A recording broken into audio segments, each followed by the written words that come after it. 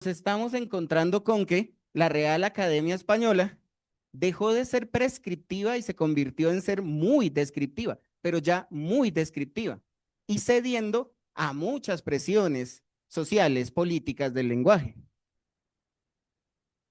Él dice que la Real Academia Española ya no limpia, fija y da esplendor.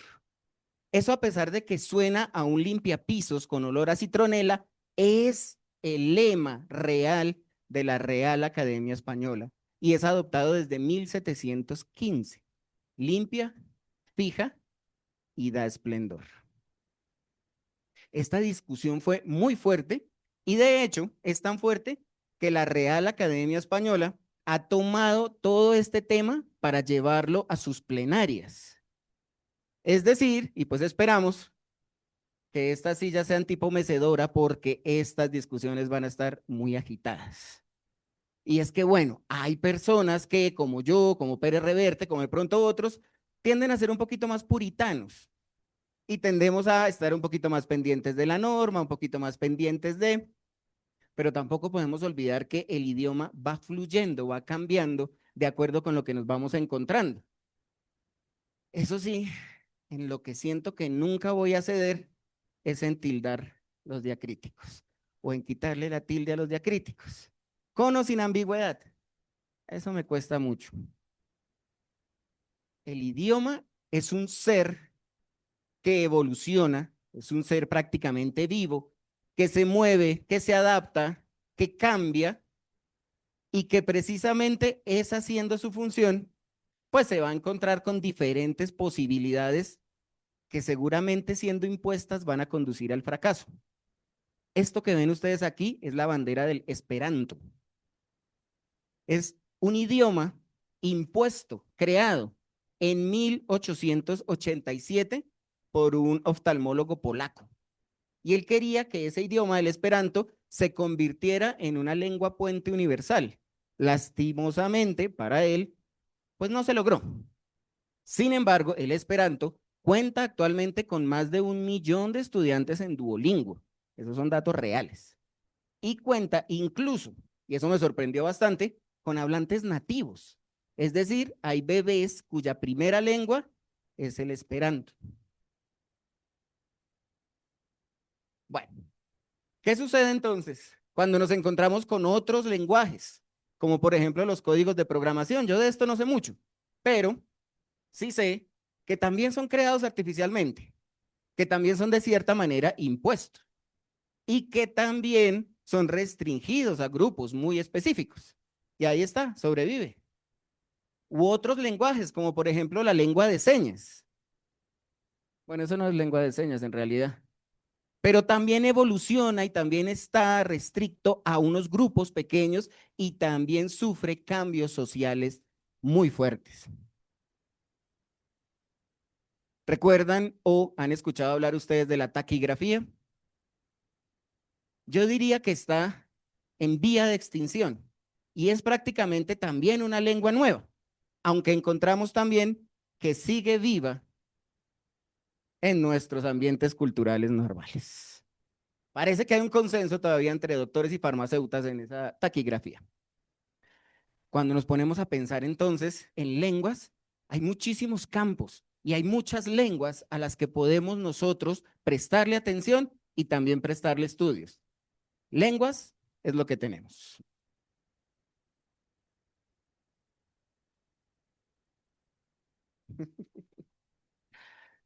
El objetivo de esta cortísima charla es el de contarles a ustedes que siempre va a haber una dicotomía entre lo prescriptivo y lo descriptivo y que no podemos simplemente quedarnos en lo anquilosado de la tradición, pero que tampoco podemos ceder al todo vale, a los anglicismos, a las, bueno, cosas diferentes que van apareciendo, sino que debemos lograr ese equilibrio, porque precisamente la aldea global con las tecnologías de la información y la comunicación van a seguir apareciendo siempre.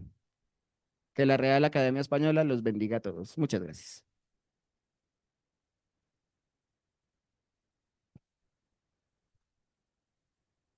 Muchas gracias, profe Camilo. Ahora vamos a continuar con un invitado muy especial que nos va a dar una charla acerca de la ilustración de la literatura infantil. Invito a nuestro ilustrador cubano Valerio, para quien pido un fuerte aplauso. Muchas gracias.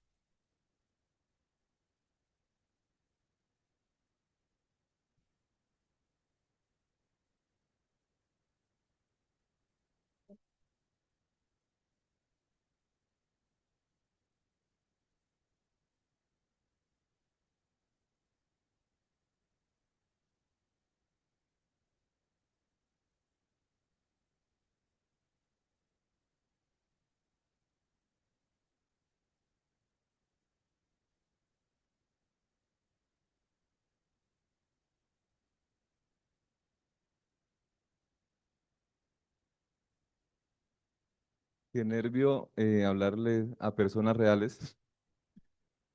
Normalmente cuando hablo últimamente lo hago en una pantalla.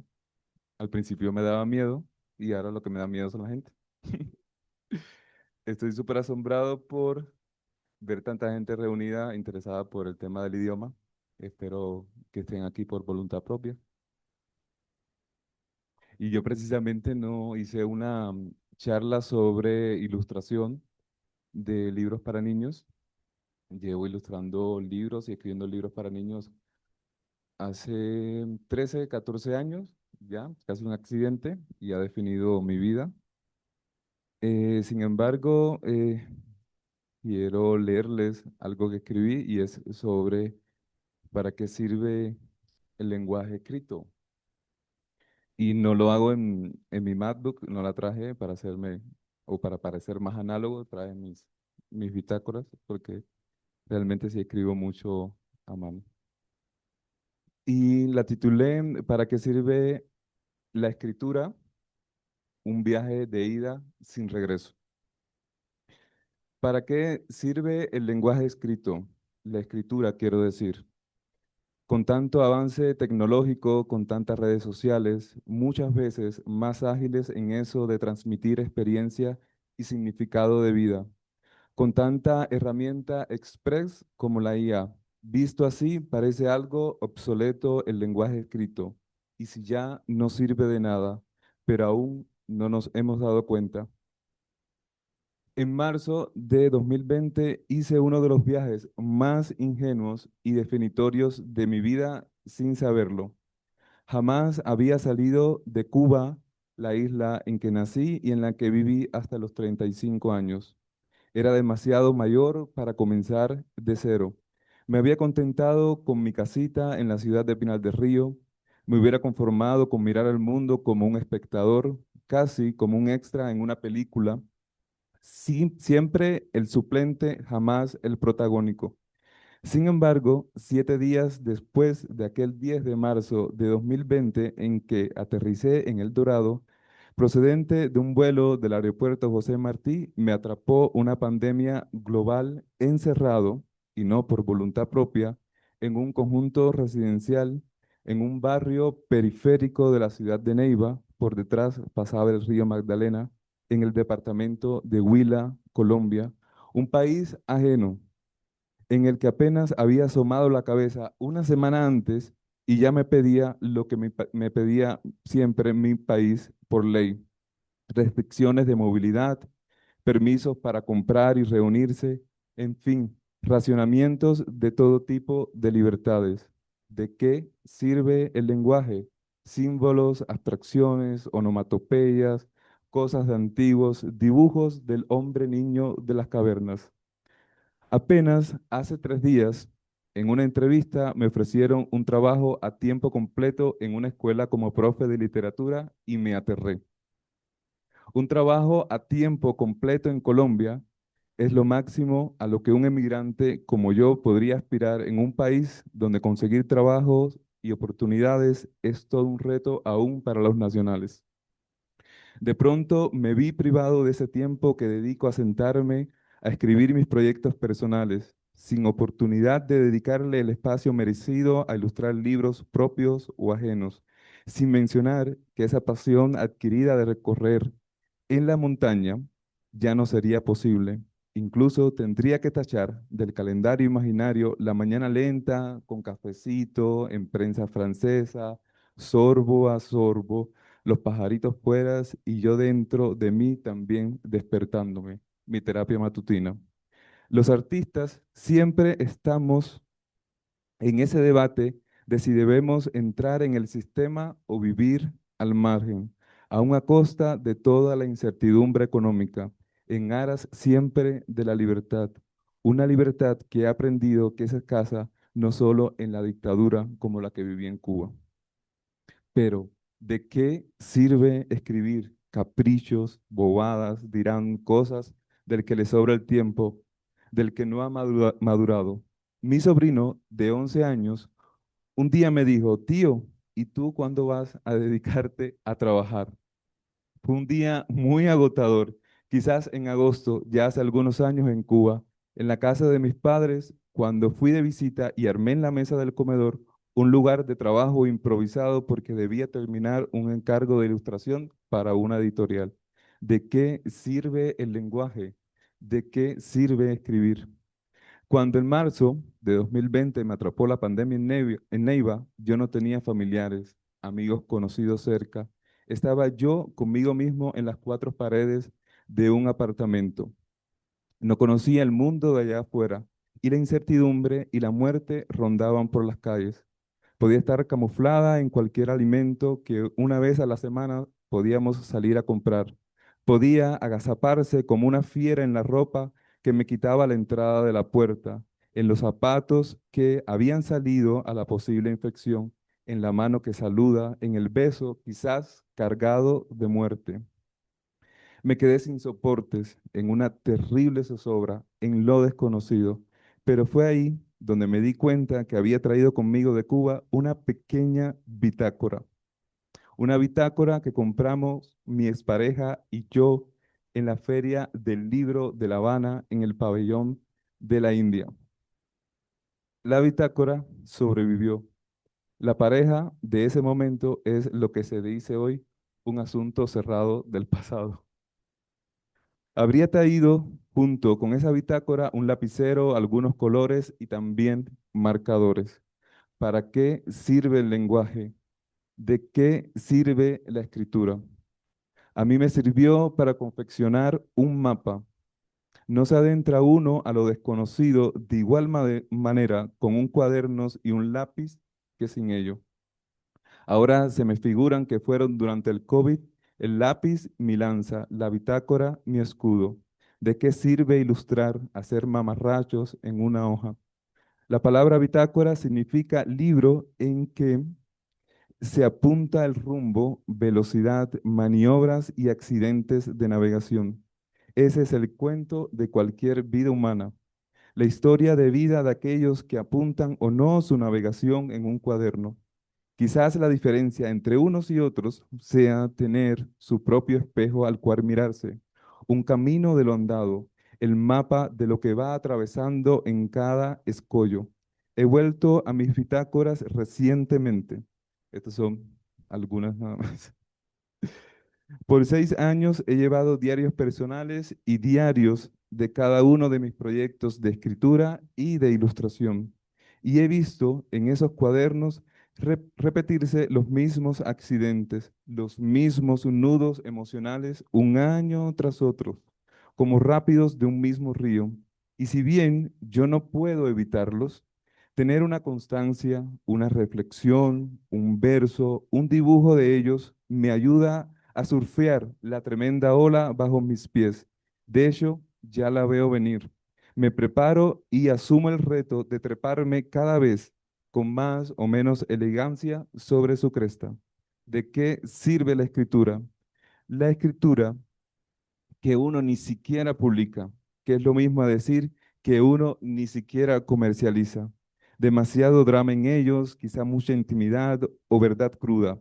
Llevar estos diarios, dirán, cosas sin importancia, minucias, es lo que se escribe para uno mismo. Quizás hoy, más que nunca, haya, sin embargo, una autenticidad poco probable en las redes, en un blog o en cualquier libro de ficción. La escritura para mí ha sido una manera de entrarle al miedo que me doy incluso yo mismo con tantas oscuridades y sombras, con una vela encendida, aun cuando la duda amenace con apagar esa chispa, yo la alimento con más palabras. La palabra es alimento. La Feria del Libro de Bogotá está dedicada este 2026 a la India. Hace más de 6 años compré en la feria en La Habana una bitácora en el pabellón de la India, una guía para mi camino. La IA solo tiene certezas. Quizás lo más humanos sean las incertidumbres. Esa bitácora acogió la incertidumbre de 2020. La incertidumbre se mira de frente, sin esperar por ello una respuesta fácil. Gracias.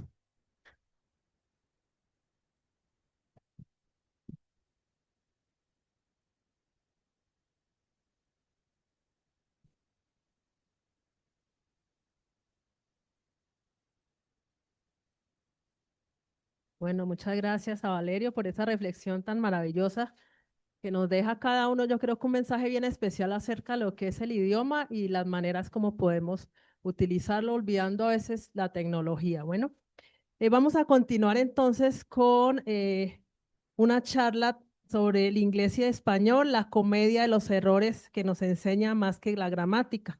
Para ello quiero invitar a nuestra estudiante practicante, Ángela Barba, a quien recibimos con un fuerte aplauso.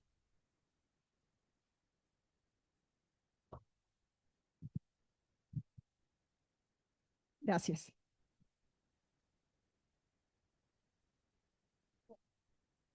Traje mi bandera gringa. Escucharon, ¿no? Estudiante en práctica, o sea, me obligaron a venir. Aquí me están haciendo, no. Bueno, los estudiantes de la UNAD, ¿podemos poner la presentación? Los estudiantes de acá del Instituto Inbil, el sábado pasado me preguntaron, profe, ¿cuánto te demoraste en aprender inglés? Y me puse a pensar en las dificultades de aprender un segundo idioma y a ellos les debemos esta charla. De paso, pues los invito a venir a tomar clases presenciales acá en el INVI los sábados en la mañana y los miércoles en la tarde. ¿Ok? Entonces vamos a esperar la presentación. Mi nombre es Ángela Barba, soy estudiante de licenciatura en lenguas con énfasis en inglés. No sabía que había que venir elegante. No tocaba. Vamos cargando la presentación.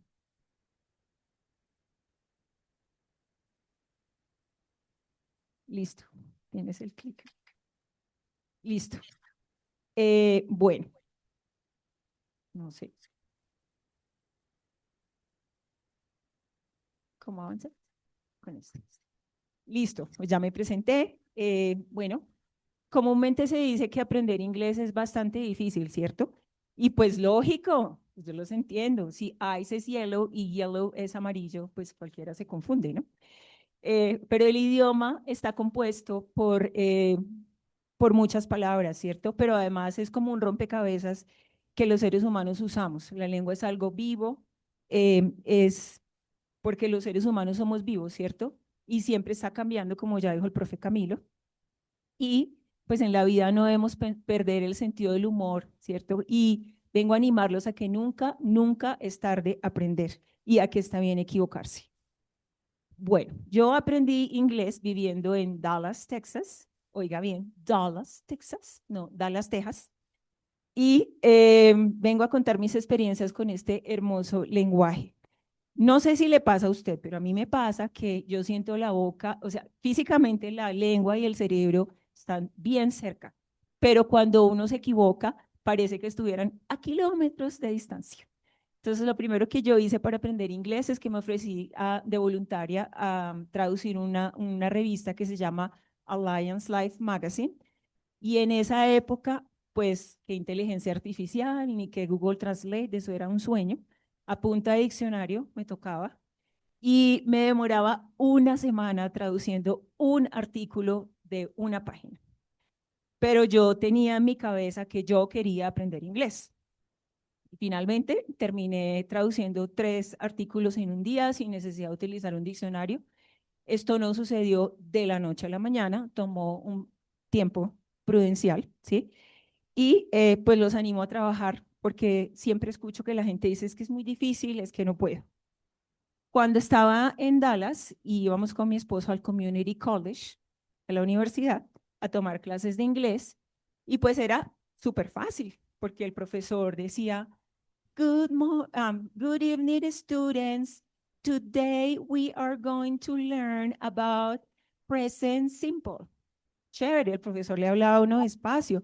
Vaya usted a la calle a hablar con un texano como el que está ahí, ¿sí? Un redneck, dicen ellos, y le habla a uno rapidísimo, ¿cierto? Palabras como, I just come dumped over my water. Y uno queda como, entonces una mezcla de dump es una mezcla entre dumped y tip, o sea, como que se me volteó y lo boté, ¿cierto? Y usted va a decir, no, pues que el inglés es muy difícil. Bueno, mi familia es de Córdoba, no sé si ha escuchado hablar a los costeños, ¿no? No sé, mi mamá, por ejemplo, a Beto cierra la puerta que se sale la puerta. Y uno queda como, recién casado, pues, mi esposo no le entendía nada al lado de del lado de mi mamá, de la familia, porque me decían, hablan otro idioma. Entonces, pues a todos nos sucede, ¿cierto? Em, bueno, pronunciar es muy, muy importante. Pronunciation, ¿cierto? Por ejemplo, en inglés hay algo muy, muy curioso, que es que las consonantes son más importantes que las vocales. Uno va a pronunciar esa palabra en español y dice, ¡jue chica! 5 consonantes, ¿cómo voy a decir esto? Y resulta que la letra I o Y a veces es vocal, a veces es consonante en inglés. Pero no se preocupe, mis queridos, en español sucede lo mismo. Para nosotros las vocales, por ejemplo, la palabra murciélago, no sé si sabía que murciélago es la única palabra en español que tiene las 5 vocales. Vaya, pronuncie murciélago sin vocales, a ver cómo le suena. Más o menos es lo mismo.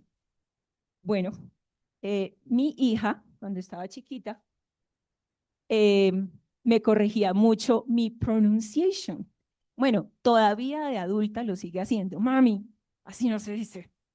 Y estábamos viendo este programa de televisión. Entonces le digo yo, Sara, vamos a ver Dora. Y me dice, Mom, you don't know how to speak Spanish. No sabes hablar español, mamá. No se dice Dora, se dice Dora. Repeat, Dora.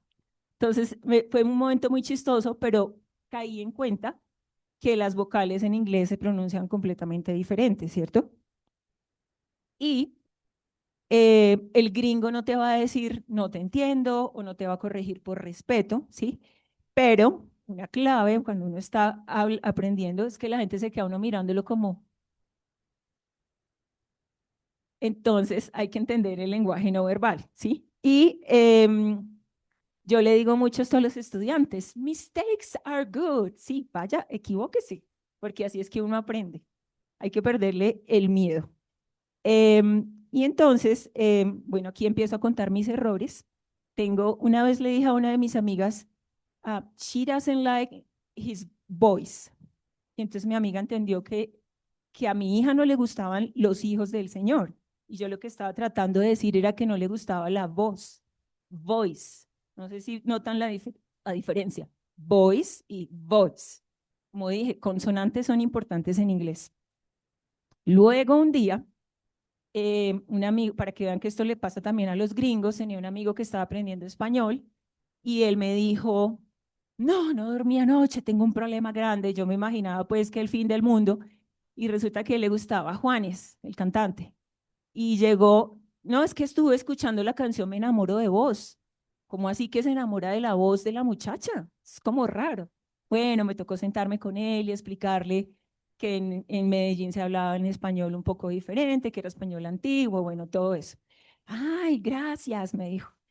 Otro día fuimos con mi esposo a sacar un permiso para hacer un arreglo de la casa y la señora revisó los documentos, dijo, todo está bien, perfecto, pero le hace falta algo. Yo le dije, bueno, me regalas una hoja, esto es un papel sencillo, yo te lo firmo. Y la señora me hizo, y resulta que hay una diferencia entre la palabra sheet y la palabra sheet. Y yo, en vez de decirle a la señora que me diera una hojita de papel, le dije que si me prestaba eso que hacen los perritos cuando levantan la pata. Entonces se imaginaron la cara de la señora. Otra es que estaba en una clase de speaking y me tocaba hacer una presentación acerca de Colombia y yo dije, no lo voy a hacer acerca del café porque todo el mundo habla del café. Entonces, además me hubiera tocado llevar una degustación y no tenía café. Entonces, yo dije, voy a hablar de las playas de Colombia, las hermosas playas de Colombia. Y yo dije, in Colombia, there are many beaches that you can enjoy. Y bueno, la gente se rió igual y yo no estaba diciendo que en Colombia habían unas playas muy bonitas que usted podía disfrutar. Yo estaba invitando a mis compañeros de clase que disfrutaran de las trabajadoras sexuales de Colombia. Entonces, errores. Sí, ellos me están haciendo cara de uy. Bueno, bueno, esta última que les voy a contar, bueno, penúltima, es que se supone que yo ya bilingüe puedo traducir y bueno. Y entonces, a veces me pego unas despistadas y la señora estaba hablando y dice prejudice, o sea, prejuicio. Y yo no sé, les juro que yo no sé en qué estaba pensando, pero yo entendí que dijo sexual predator. Y todo el mundo soltó la carcajada. Cuando se rieron fue que yo me di cuenta que había traducido la palabra que no era. También otra que me sucedió es que tenía un jefe que se había fracturado el brazo como 3 veces en el año y yo venía de mis vacaciones y lo veo al señor con el brazo fracturado y le digo, Mr. George, you wearing your casket. Y el gringo me abrió los ojos y me di cuenta que no le había dicho que estaba llevando un cast, que es un yeso, sino que estaba llevando un casket, que es su ataúd. Sí, eso ha pasado. Otra, una de mis amigas, llegué a la casa de ella con una gripa y yo le dije, I'm constipated.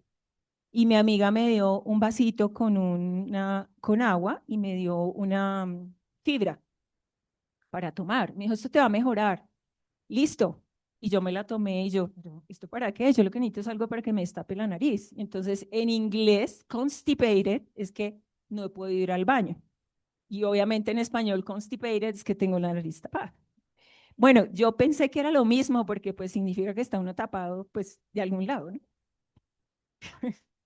Bueno, el que sigue. Bueno, el inglés y el español hace muchos siglos pues compartían sus raíces del latín y del germánico, pero pues evolucionaron de 2 maneras completamente diferentes, por lo que naturalmente pues vamos a cometer errores y errores pues que nos ayudan a aprender, porque como dije anteriormente, los idiomas son herramientas, no son solo herramientas, sino también reflejan nuestra cultura. Y la confusión pues hace parte del aprendizaje. Lo que pasa es que a los adultos no nos gusta equivocarnos. Los niños aprenden más rápido por eso, porque no les da miedo cometer errores y son más sueltos en esa parte. Y bueno, como vieron en mis errores, pues la risa es el mejor profesor. Yo acá para enseñando a los niños pequeños, yo trabajé en una escuela Montessori enseñando en preescolar allá en Estados Unidos. Aprendí muchas cosas con los niños. Los niños le corrigen a uno bastante. Y acá les vengo a dar un par de recomendaciones para que su cerebro empiece a hacer nuevas conexiones. Lo que hoy en día llamamos como neuroplasticidad. Creo que con el tiempo el lenguaje ha evolucionado y nos gusta usar palabras como fancy, como chéveres, ¿no? Y la primera, pues es que estudie inglés, de verdad que hay que hacerlo. Hoy en día todos los profesionales colombianos tenemos que saber inglés. Eso no es como antes que si uno quería. La segunda, los vuelvo a invitar a que vengan acá al INVIL los sábados de 9 a 12, los miércoles después de las 4, a tener clases con las mejores profesoras de la UNA.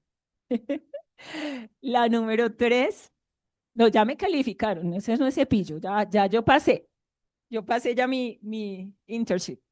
Bueno, lo tercero es, no sé, como dijo el profe Camilo, los de los 80, sí, E.T., el extraterrestre, la película de Spielberg, no sé si recuerdan que no sabía hablar inglés y aprendió con Plaza Sésamo, pues ¿por qué no podemos aprender nosotros con Plaza Sésamo?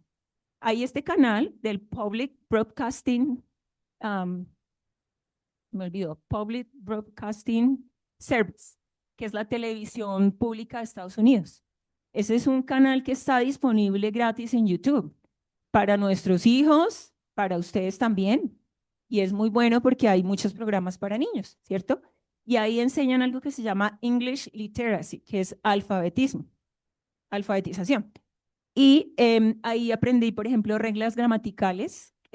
Voy a cantar una, sé que va a sonar silly, como dicen en inglés, que es when two bubbles are walking, the first one does the talking, the second one is silent. Es que los muñequitos salen bailando. Entonces les acabo de hacer la representación.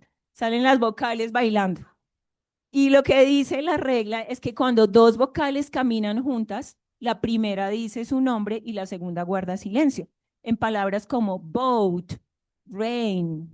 ¿Sí? Otra es la magic E, silent E. Entonces, que cuando una palabra corta termina en la letra E, y es E en inglés, la E no suena porque es silenciosa. En palabras como kite. La otra es que vea películas en inglés con subtítulos en inglés. Yo siento tristeza cuando voy a un cine acá en Colombia y las películas están traducidas al español.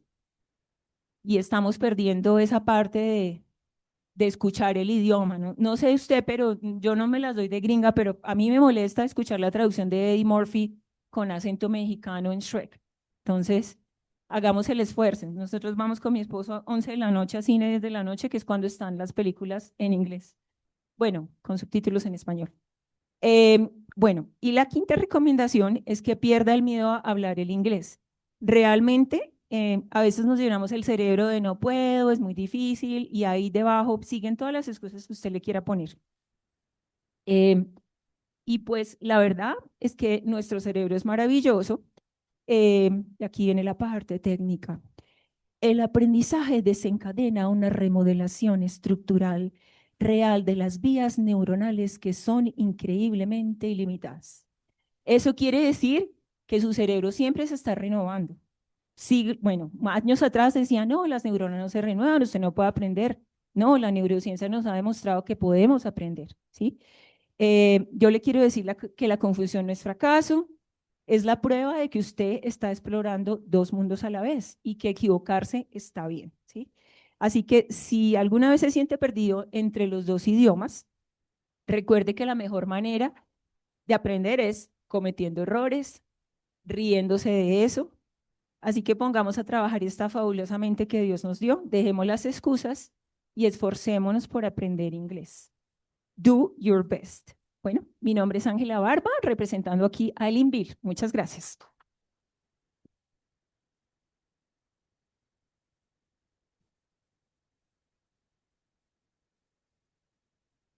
Bueno, gracias a nuestra querida estudiante Ángela de nuestra escuela SEDU. Entonces, muchachos, la invitación es a estudiar inglés, ¿no? Siempre en el colegio, lastimosamente, a veces le hacen a uno ver el inglés como algo inalcanzable, como algo, el coco, ¿cierto? Mira, ya el estudiante está de acuerdo conmigo. Así es, lastimosamente, pero no, veamos que es una oportunidad y que hoy en día hay muchas herramientas que ustedes pueden utilizar. Gracias por la propaganda de nuestros cursos acá para los estudiantes de la UNAD, pero también tenemos cursos para los externos, por si ustedes no saben, también tenemos cursos de inglés, de francés, para las personas que quieran estudiar con nosotros, solo se acercan a averiguar y les damos la información, pero pierdan el miedo, que es lo más importante, y aprovechen la tecnología, ¿no? Que hoy nos brinda esa oportunidad a primera mano para aprender una segunda lengua. Muchísimas gracias. Bueno. Vamos ahora con una interesante parte y muy divertida. Tenemos a nuestros dos cuenteros, Andrés Ordóñez y Faiber Parra, quienes se presentarán aquí en un duelo de cuentería. Los recibimos con un fuerte aplauso.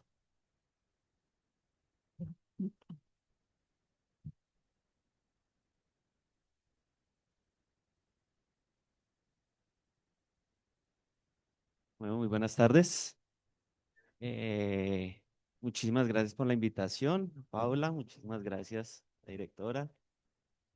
Sí, en efecto, nosotros somos profesores también de literatura, de lenguaje, y nos dedicamos ante todo a narrar experiencias, a narrar recuerdos.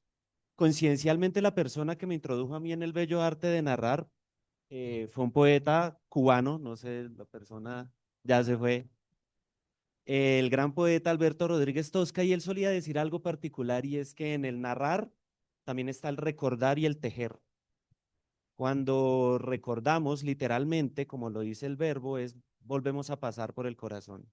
Y cuando tejemos, narramos, tejemos historias, tejemos corazones, tejemos palabras, tejemos recuerdos.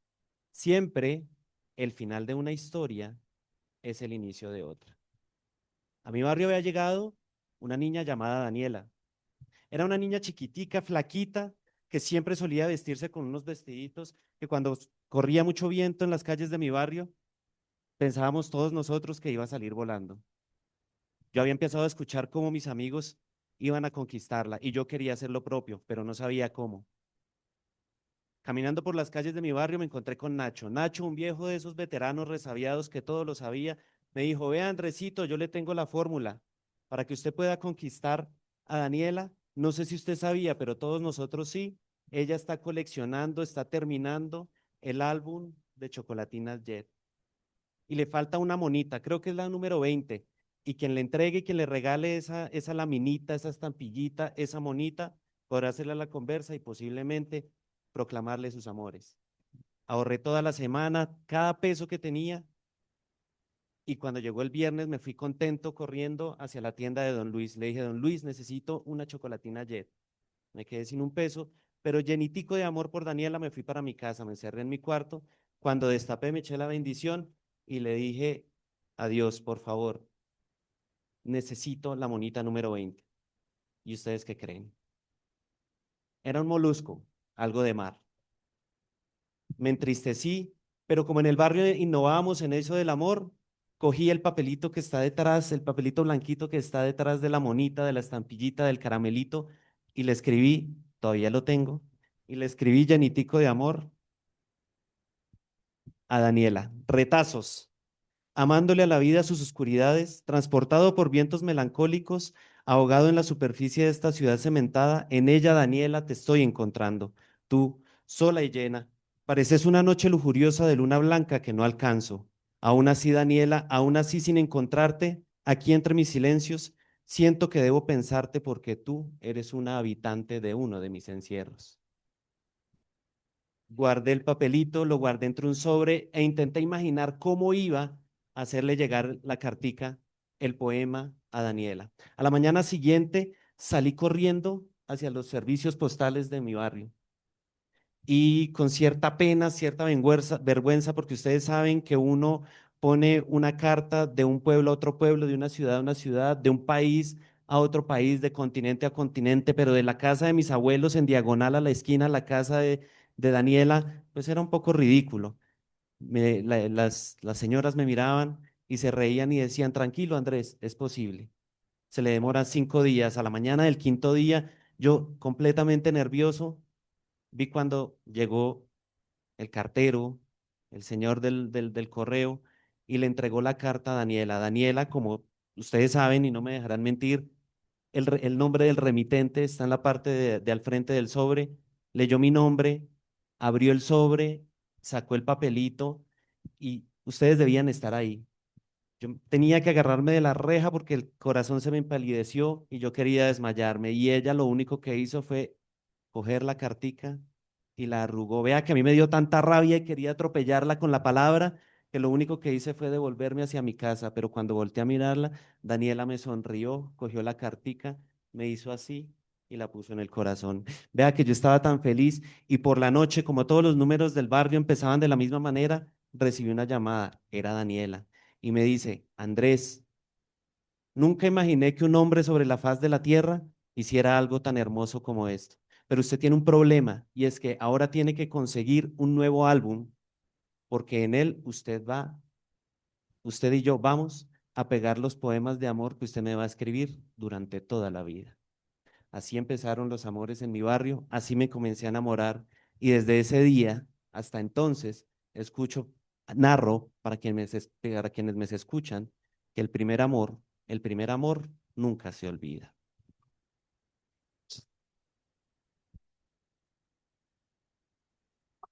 Nunca, pero nunca en la vida esperé aquel adiós que me duele en el alma.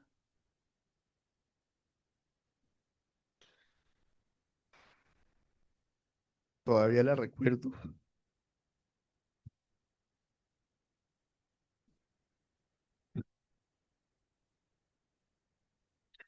Y créame que no ha habido trago más amargo que el que en este momento estoy viviendo.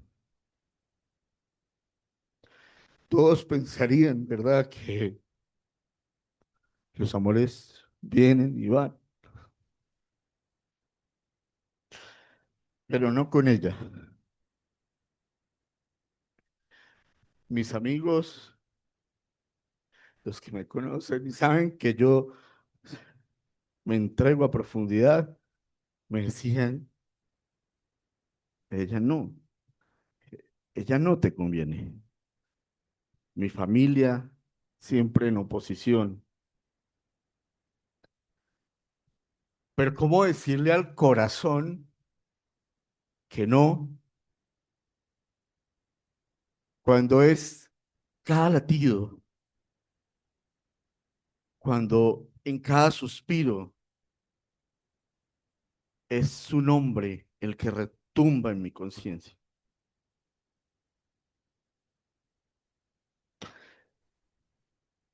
Y tengo que decir que todos ellos tenían razón, no me convenía.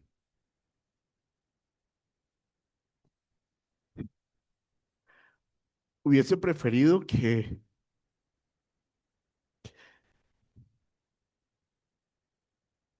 me hubiese abandonado, pero no de esa forma. Me hubiese gustado que se hubiese ido con él o con él, pero se fue con Dios.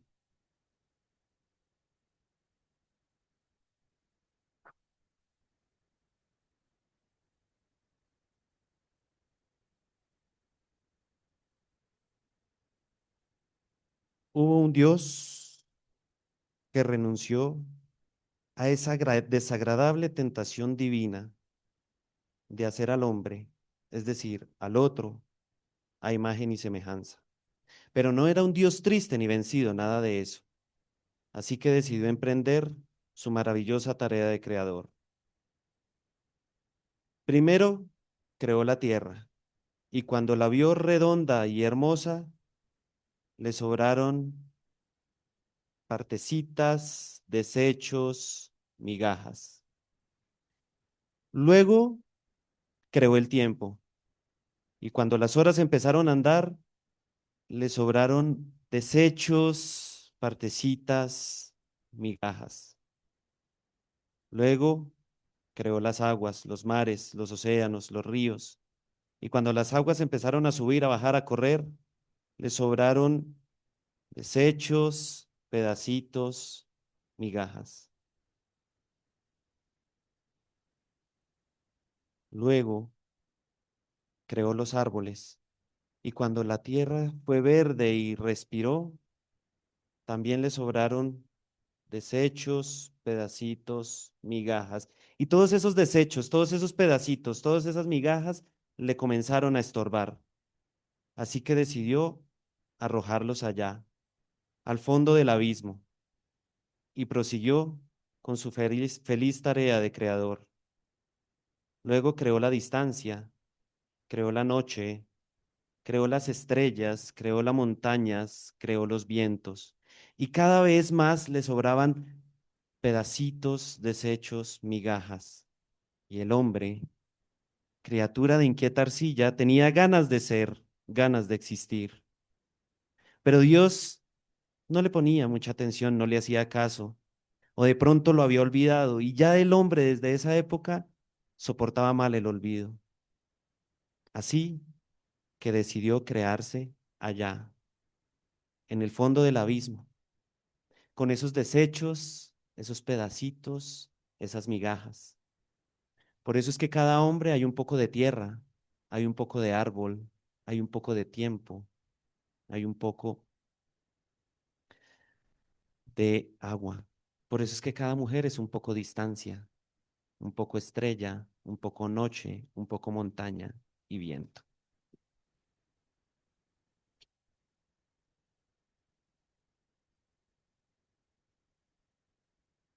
Viento, sopla, viento, sopla, sopla. Era lo que yo decía cada vez que la veía pasar, porque es que tenían ustedes que verla. No había mujer más hermosa en este planeta. Y claro, yo con esta experiencia de pubertad solo quería ver que ese viento soplara, hijo de madre, y esa falda le llegara hasta la cabeza. ¿Sí? Pero es que ustedes tenían que ver esa mujer. Mire, esa mujer era divina, divina, o sea, mire, era divina como divina. No lo, pues, es en serio. Eh, y cómo no pensar en que el viento soplara y que levantara esa falda, porque le ponían una falda lo más de cuca, lo más de bonita a ella, y poderle ver ese derrier, como le quedaba ese pañal Clonis Huggies ultra absorbente. Estoy hablando de Natalie, era el amor de mi vida cuando yo tenía 5 añitos, por supuesto, no estaban pensando mal, ¿verdad? Entonces, en un momento le dije yo a Natalie, Natalie, necesito hablar contigo. Si me lo permites, 5 minutos no te va a quitar más, ¿cierto? Y entonces ella llegó y me dijo, bueno, bueno, sí, sí, sí, ¿qué? Y entonces yo le dije a Natalie, mira, vámonos para detrás de la universidad, la UNAT, por ahí hay un espacio, lo más de chévere que tú y yo podemos charlar y bueno. Listo, había un cosechas, creo, pero lo quitaron, por eso no te puedo invitar nada, nada. Entonces estábamos por ahí detrás y entonces yo le empecé a decir, mira, Natalie, yo te quiero llevar a un sitio maravilloso, a un sitio donde tú, o sea, no tienes idea. Claro, ella, cuando ella escuchó que yo la quería llevar a un sitio genial y especial, ella dijo, "Ujú". Ojo, no es que esté diciendo que las mujeres sean interesadas, no, estoy hablando de Natalie, ¿listo? Entonces Natalie dijo, ay, un sitio muy especial. Y yo, sí, un sitio muy especial, un sitio donde, mira, hay, en un lado hay una lagunita que es una malteada de chocolate, y el otro es una malteada de fresa. Ya Natalie me empezó a mirar como que se manqué, o sea, tan chiquito y en las drogas, no, ¿cierto? Entonces yo, no, Natalie, sí, y entonces ya empezó a decir, no, pero es que ese lugar tan especial no existe. Y yo, que sí, Natalie, que sí existe. Y ese lugar es muy, muy, muy especial porque dictan unos cursos de inglés súper chéveres. Y bueno, y con de cosas yo le decía, y Natalie, pero no puede haber un lugar tan especial, ¿sí? Yo le escribí a este lugar tan especial, que ella en un momento u otro pensó que yo estaba haciendo la función de los hombres, algunos hombres que le hablan al oído a las chicas para engatusarlas, y yo no soy así. Entonces yo le dije a Natalie, le dije, Natalie, respétame. Ese lugar tan especial sí existe. Ese lugar es tu corazón, donde yo quiero estar para descansar, para mi descanso.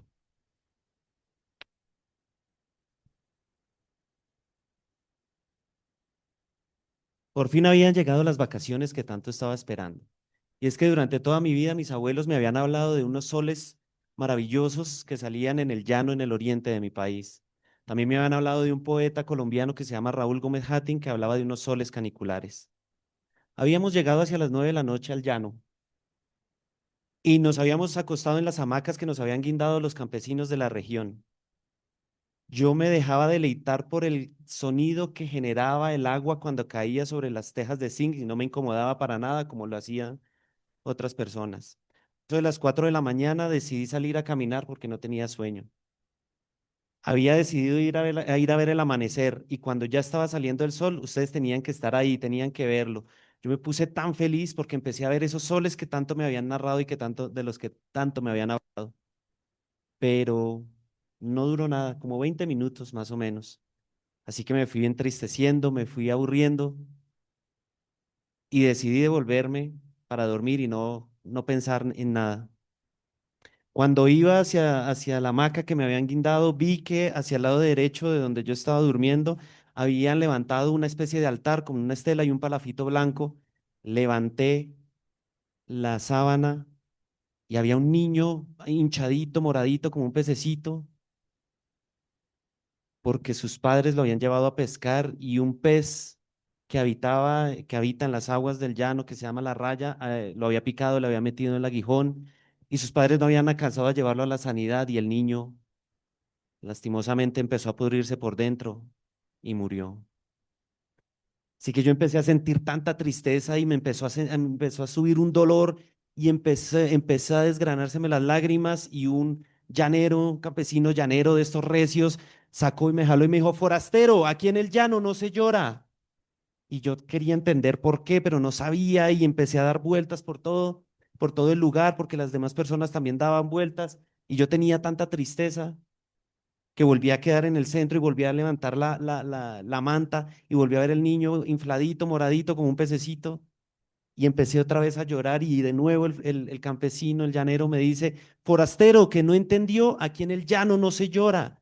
Y a mí me fue dando una rabia y quise como atropellarlo con la palabra y decirle cosas feas, pero volví a dar la vuelta y seguí caminando y volví a quedar en el centro y dije, esta vez sí voy a llorar y no me importa. Entonces levanté la manta y vi otra vez el niño infladito como un pececito y empecé a llorar y de nuevo el campesino llanero me dijo, forastero, aquí en el llano no se llora. Y a mí me dio tanta rabia que le fue diciendo, ¿y es por qué no puedo llorar? ¿Es que ustedes no lloran o es que son poco hombres? En ese momento me sentó en una de sus piernas y me dio un trago de guarapo que me caló en el alma y me dijo, ¿sabe por qué no podemos llorar aquí en el llano? Porque nosotros los que montamos a pelo de caballo y los que marcamos el ganado y los que cuando bailamos un joropo marcamos el paso a la hembra para que sepa quién es el que manda, ¿por qué no podemos llorar? Porque con nuestras lágrimas, si nosotros lloramos, corremos el riesgo de que con las lágrimas le mojemos las alitas a este angelito y no pueda subir volando a donde Dios.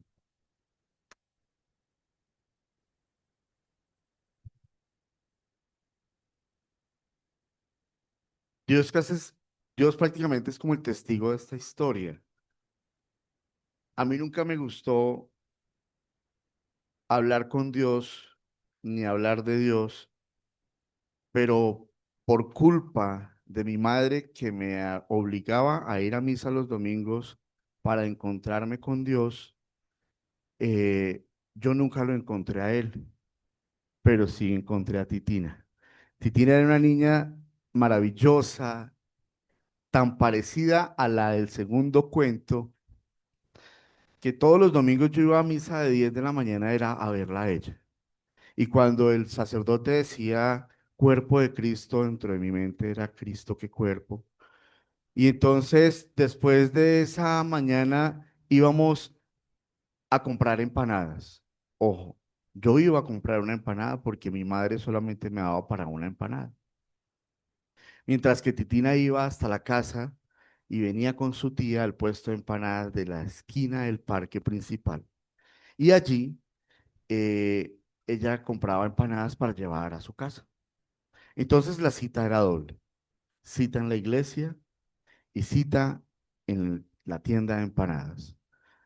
Una vez Titina no fue y yo llevaba como de costumbre para una sola empanada. Entonces le dije a la señora de las empanadas, su merced tiene ají.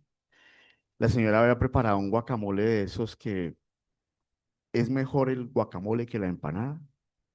Y entonces me acordé de una historia que mi mamá me contaba, de las historias que le contaban a ella cuando ella era una niña y le hablaban que los campesinos se reunían, como no había televisión, como no había luz eléctrica o energía eléctrica, entonces al atardecer se reunían los mayores y empezaban a contar historias y una de estas era de Pablo Animales, mencionaba ella.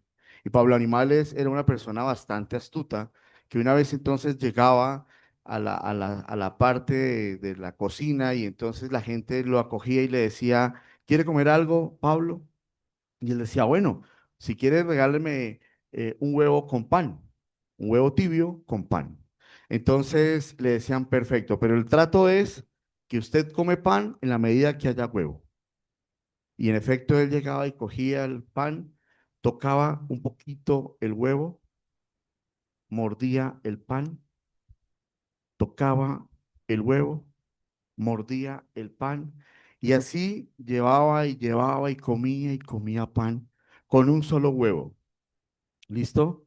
Entonces ya saben, si quieren comer harto pan, solo tienen que tocar el huevo. Ahora bien, en ese instante yo me devolví de ese flashback y regresé al presente. Y entonces estaba la empanada, el ají. Entonces hice la siguiente inversión. Echaba ají, chupaba la empanada. Echaba ají, chupaba la empanada. Cuando un momento a otro la señora volteó a mirar y ya no quedaba ají en el caldero y me dijo, mijito, pero se me tragó todo el ají con una sola empanada, al menos cómpreme otra empanada. Señora, yo soy pobre y no tengo sino para una sola empanada. Entonces la señora toda ofendida me dijo, tranquilo, mijo, que hay un Dios que todo lo ve. Y yo decía, sí, pero yo prefiero a Titina. Entonces, pasaron 8 días y ese día sí fue Titina con la tía. Y yo llegué, como de costumbre, y ustedes saben que cuando una persona está enamorada, no mira para otro lado. O sea, uno no tiene ojos sino para esa persona especial, ¿cierto? O ustedes miran a otro lado. Bueno, yo no sé. El caso es que uno no mira para otro lado. Entonces yo todo el tiempo era, qué empanada ni qué nada, era mirándola a ella. Y ella sabía que yo la miraba, pero se hacía la indiferente para que la siguiera mirando, porque cuando uno sigue mirando, cuando uno ve que lo están, que uno ve y que se dan cuenta que uno mira para otro lado. Pero ella no miraba porque ella quería que yo la siguiera mirando. O bueno, esa era la esperanza que yo tenía, ¿verdad? Entonces en ese momento, la que no me quitaba la mirada de encima y la que me veía como un objetivo era la señora del puesto de empanadas. Yo tengo lo mío, ¿ustedes qué creen? La señora de empanadas llega y me dice, mijito, ¿no quiere ají?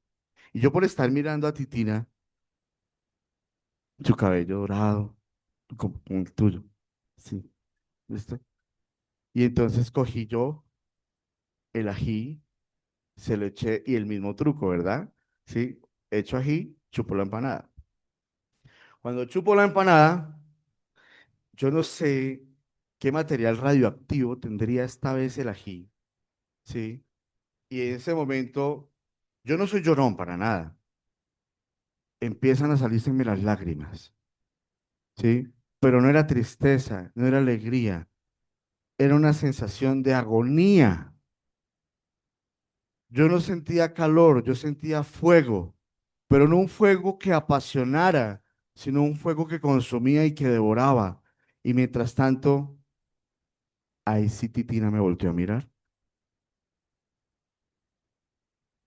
Y ahí sí, tú eres la que de Estados Unidos, ¿verdad?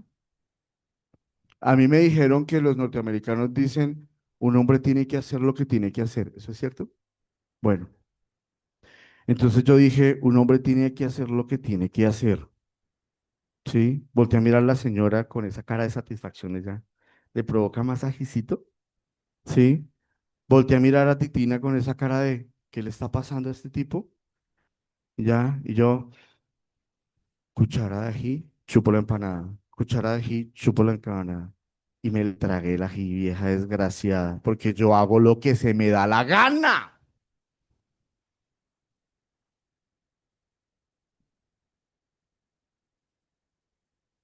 Bueno, pues muchísimas gracias por habernos prestado su imaginación. La historia para que viva tiene que ser imaginada. Entonces, pues esta es una pequeña muestra de lo que ha sido más de 20 años de nuestro trasegar como escritores y narradores. Y bueno, para finalizar, ¿me recuerdas tu nombre? Jenny.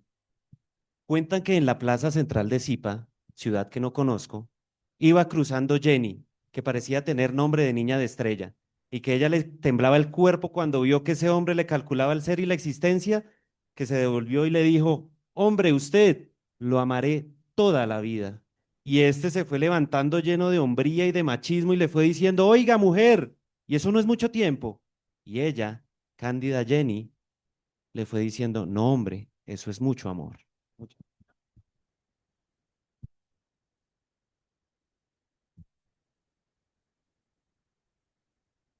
Bueno, muchísimas gracias a nuestros cuenteros invitados. De verdad que la imaginación vuela, ¿no? Cuando uno escucha estas historias, se detiene y la imaginación vuela y pues es una manera como de dejar todas las preocupaciones, el trabajo por un momento y permitir que pues la mente tenga todas esas ideas y esas imágenes vivas en este momento. Bueno. Vamos a continuar porque en nuestra UNAD tenemos mucho talento, tenemos personas que escriben, que dejan volar su imaginación también y la plasman en el papel y para ello queremos invitar a tres personas muy especiales el día de hoy. Tenemos dos estudiantes, el primero es Michael Fernando, un estudiante de economía, otro estudiante que se llama John, de comunicación social, y una docente de INVIL, nuestra docente de francés que escribe muy lindo, de verdad, y que pues a veces nos sorprende con esos escritos tan espectaculares que hace. Entonces invitamos a Angelita de INVIL para que nos comparta eso tan bello que escribe. Muchas gracias. Le damos un aplauso, por favor.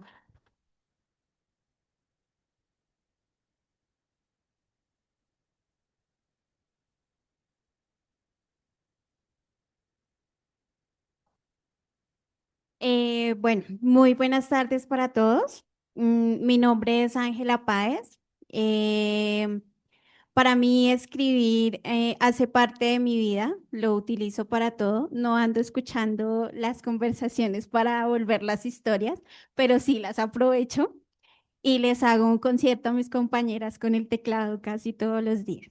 Entonces voy a compartir con ustedes un fragmento de una historia que he estado trabajando ya hace un par de tiempo. Bueno, el título de este capítulo es No quiero dormir solo. Pero, podríamos ayudarnos a sanar. Ya estás ebrio. No, todavía puedo caminar. Pero si no me tomo estos tragos, no podría estar hablando. ¿Y qué quieres decirme? Intentémoslo. Necesito sacarme esta sensación de adentro. Te prometo ser delicado contigo. No tiene que ser esta noche. Podemos ir a donde tú quieras. Necesito tu ternura, tu calidez. Sé que tú me entiendes y que en la cama podría fluir mejor contigo. Recuperarme, haría lo que tú quieras, en el lugar que tú elijas, si quieres ir a la playa o donde te plazca, yo cubriría cada uno de los gastos. Solo necesito a alguien que me ayude. Vamos por partes. Mi ternura ya la tienes. No soy un holograma. Aquí estoy. Te estoy escuchando. Finalmente fui yo quien destapó esta olla podrida. Así que asumo las consecuencias. Eso por una parte. Por la otra, te entiendo. Nadie debería vivir esto. Si tuviera la plena seguridad de que esto nos ayudaría, ya lo habría hecho. Pero no. Lo más seguro es que las mismas heridas y los mismos recuerdos nos terminen de dañar a los dos. Yo sé que también es porque estoy casada. Bueno, no, realmente eso no es. Si supiera que puedo darte eso que buscas y tú lo que yo deseo, lo haría, sin pensarlo, solo sintiendo. Y mañana sería solamente una experiencia. Seguiría viéndote como un amigo. Cuidaría mucho que Isa no se enterara. Me quedaría con esta sensación sobrepuesta, con la idea de que en algún momento me tocará a mí vivir el lado opuesto y con la felicidad de al menos fugazmente haberlo vivido. Pero siento que lo único que haríamos sería hacernos daño. Felipe, mi hermano, el sacerdote, dice que las mujeres se enamoran por el sexo. Puede ser, Podría ser que me gustara y me enamorara de ti.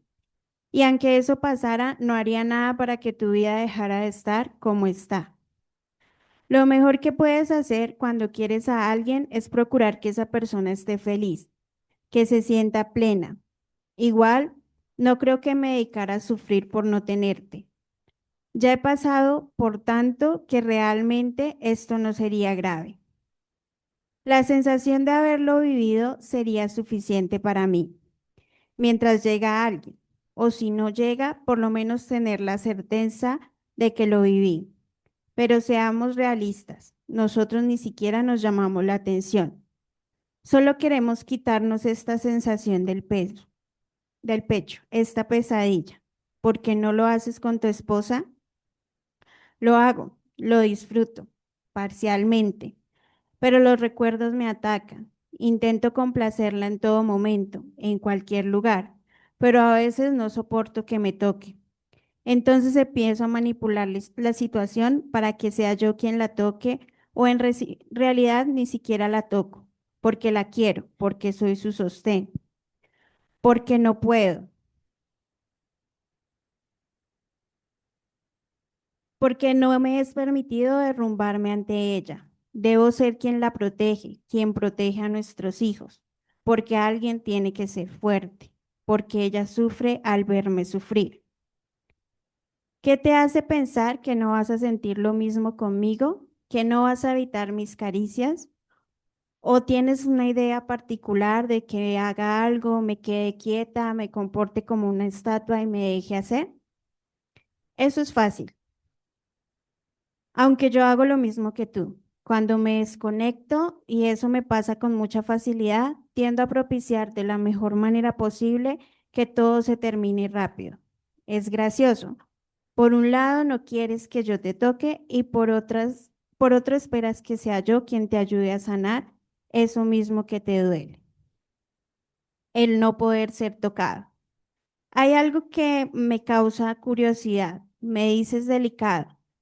Y está bien, entiendo que estamos hablando de un grado de violencia muy fuerte, que en la intimidad conocemos la violencia, pero no se supone que es como un baile, como la música, que debe tener notas suaves y notas intensas. El problema es que yo tiendo a desconectarme en cualquiera de las dos. Creo que en mi caso, justo cuando empiezo a sentir placer, es ahí donde se rompe la magia y no puedo seguir. Pero me siento mal, me frustra, no solo por mí, sino por el otro que está metido en el cuento. Pararlo en seco me parece cruel, así que me dedico a tratar de complacer al otro, a estudiar qué le gusta para poder terminar lo más rápido posible. ¿Eres violento? ¿Eso quedó en ti? No, me da miedo excederme en fuerza, que cuando venga una caricia, la rabia me gane y le haga daño. Llevas 10 años con ella, no lo has hecho, nunca la has lastimado. ¿Por qué lo harías ahora? Porque tengo que controlarme demasiado, Vero. ¿Y por qué crees que conmigo será diferente? ¿Que no vas a tener que controlarte para no lastimarme?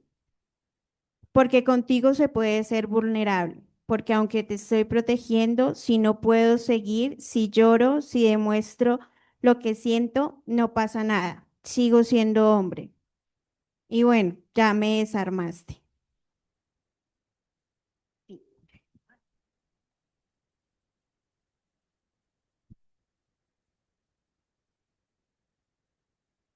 Muchas gracias, Angelita.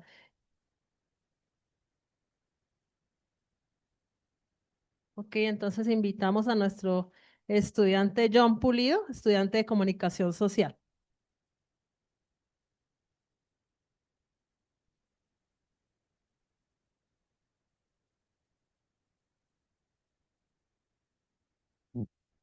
No se puede.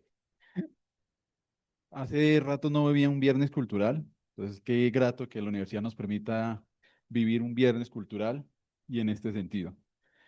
Eh, Empecé con esto hace mucho tiempo, con esta historia, pero más por trabajos de mis hijos que por idea mía, pero gracias a la profesora Eina, a la profesora Mariluz que me hicieron la invitación pues decidí sumar todo esto y convertirlo en una historia y espero que la puedan disfrutar.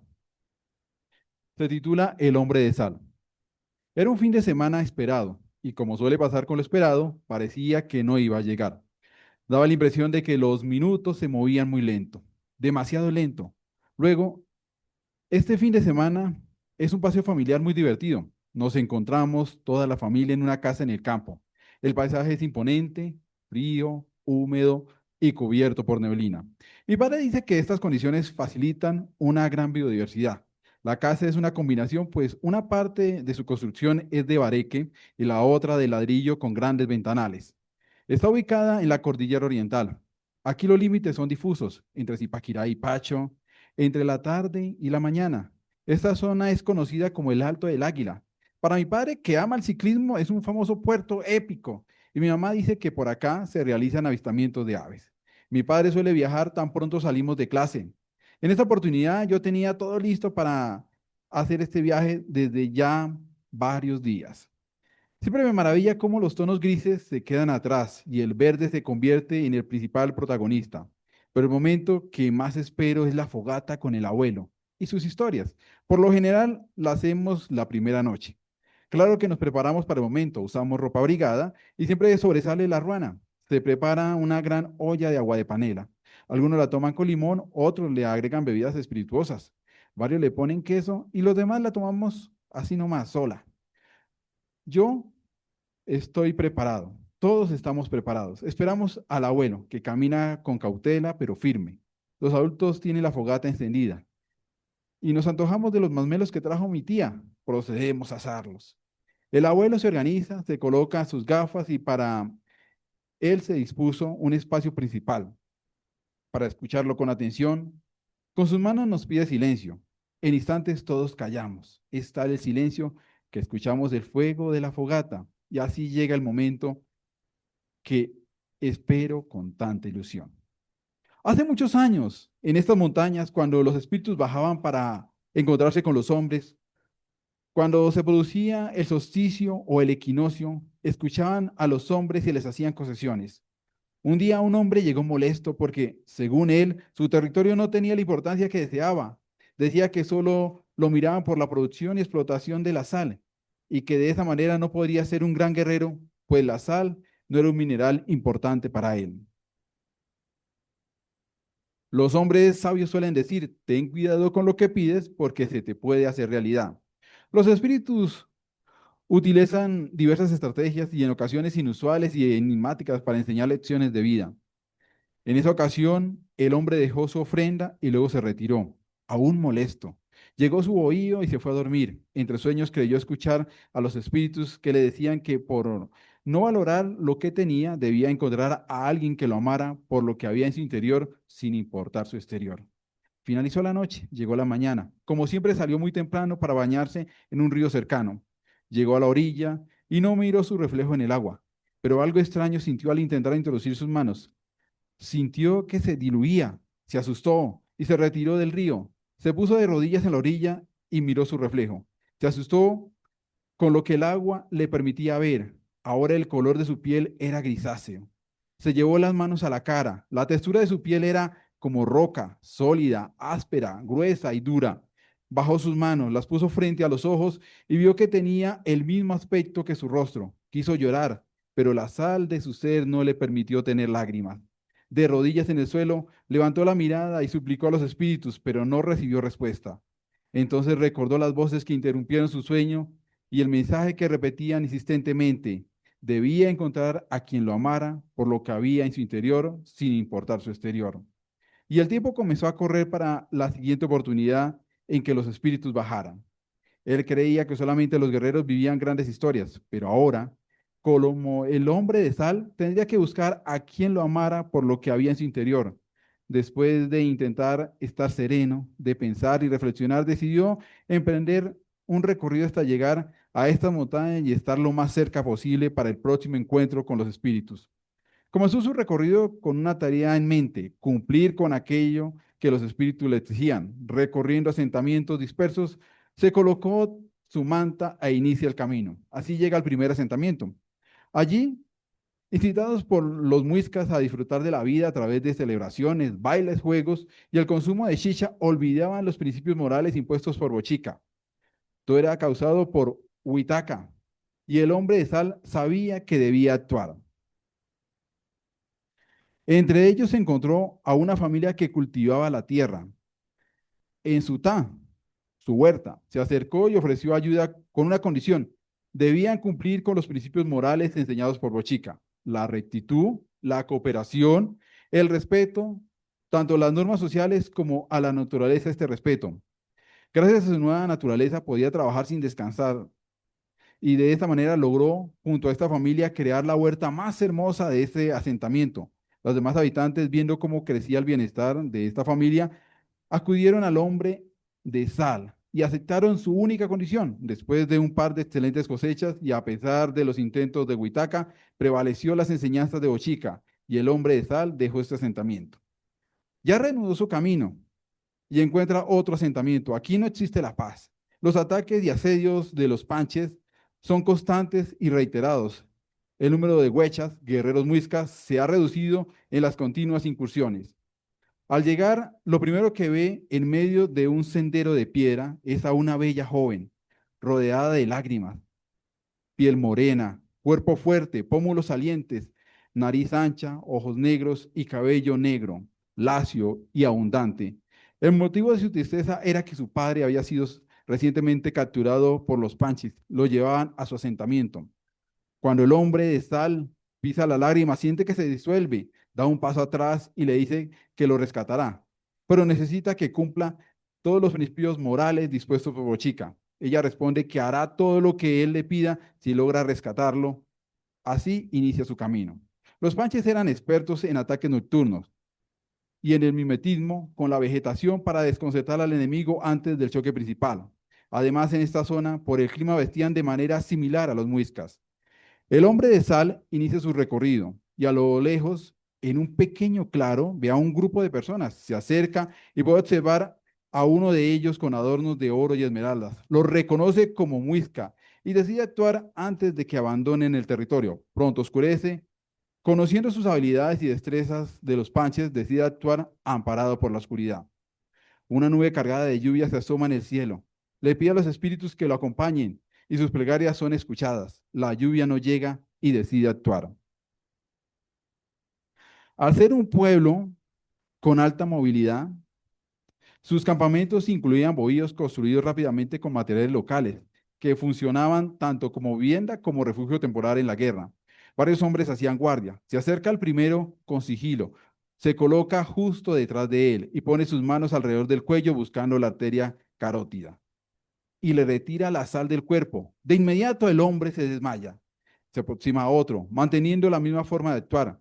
Altera el pH que la sal ayuda a equilibrar y este pierde el control fino. Con un tercer guardia actúa de la misma manera. En él evita que la sal ayude a absorber los nutrientes celulares y cae de rodillas.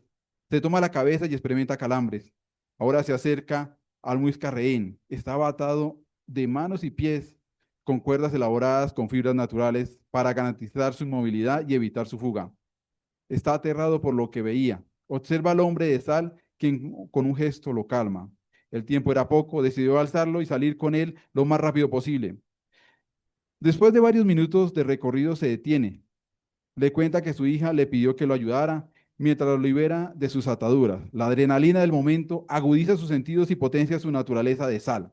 Por ello logra sentir el latido de los corazones y los impulsos eléctricos de los cerebros de los panches, liderados por un cacique quienes iban en su búsqueda deseando recapturarlo.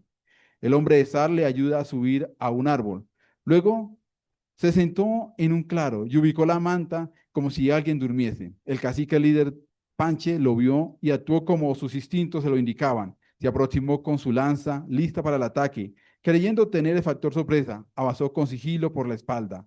Estaba ya muy cerca, cuando el hombre de sal giró rápida e intempestivamente, con tal control y velocidad que lo sorprendió. Tomó su lanza por la mitad, se puso de pie y lo miró a los ojos. El cacique Panche no sabía qué había pasado, se encontraba confundido. El hombre de sal, aprovechando su fuerza, le arrebató la lanza de las manos y la partió con su rodilla. Luego colocó sus manos alrededor del cuello, mirándolo fijamente a los ojos, buscando la arteria carótica, y aumentó el nivel de la sal en su cuerpo. El cacique quiso retroceder, quiso levantar los brazos, quiso gritar, pero no podía hacer nada. Su cuerpo quedó inmóvil, rígido, erguido como una estatua de piedra, ahora tallada por el miedo. Podía escuchar cada sonido a su alrededor, la respiración de su enemigo,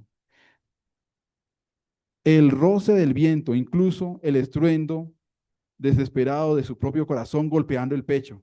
Veía, sentía, entendía, pero no podía mover ni un solo músculo. El cacique escuchó una voz gruesa y profunda que le llegó hasta los tuétanos. Váyanse y no regresen acá, porque los esperaré. Ante la mirada temerosa de los panches, se retiraron. El hombre de sal fue por el hombre que rescató y finalmente lo regresó a su hogar al lado de su familia. Llegó el momento de despedirse y de dirigirse al encuentro con los espíritus. La bella joven dijo que tenía una deuda infinita con él y que lo acompañaría. Él, confundido, le pidió que escuchara a su corazón. Estando ya muy cerca de su destino, se encontró con un asentamiento. Allí la propia Huitaca, molesta porque el hombre de sal promovía los principios de Bochica, lo retó a un juego de tejo. El hombre de sal aceptó. El objetivo era que el tejo aterrizara en el centro de un blanco. Quien lo lograra 3 veces ganaría. La joven le advirtió que Huitaca era muy hábil en ese juego. Él le dijo que no se preocupara. Ella bebía antes de lanzar y eso le daría perder puntería, mientras que gracias a la sal podía coordinar sus músculos de manera perfecta. Huitaca propuso que lanzaran primero para decidir los turnos y quien quedaría más cerca del banco iniciaría. Lanzó primero el hombre de sal y su tejo cayó lejos. Huitaca, en cambio, quedó muy cerca y comenzó. La joven lo miró preocupada y él le repitió que no se inquietara, que todo hacía parte de su plan. Ella tomaría confianza y se descuidaría y así él aprovecharía para ganar. Huitaca lanza y bebió chicha, ya celebrando. El hombre de sal, sin pronunciar palabra, lanzó y perfecto, en el blanco. Huitaca continúa bebiendo y lanza de nuevo, quedando muy cerca. El hombre de sal, totalmente concentrado, volvió a lanzar perfecto otra vez en el banco. Huitaca no llevaba la cuenta, estaba bailando y tomando chicha. Llegó el tercer turno del hombre de sal. Se preparó, respiró profundo y lanzó el tejo de oro. Este corta el aire con un giro lento, majestuoso, como si el tiempo se hubiera detenido para no interrumpirlo. La luz del sol lo encontró en pleno vuelo y se descompuso en destellos. Por un instante todo parecía suspenderse, el murmullo, el aliento, incluso la expectativa. El tejo continúa su certero viaje, entonces impacta. El silencio absoluto, breve y casi sagrado, como el que antecede a un trueno, y de pronto una algarabía gigantesca interrumpió y desata. El tiempo reinicia su andar. Huitaca aún estaba absorta en su celebración inicial. Parecía no entender que el juego ya había terminado, pero de manera extraña aceptó su derrota y permitió que el hombre de sal y la joven continuaran su camino.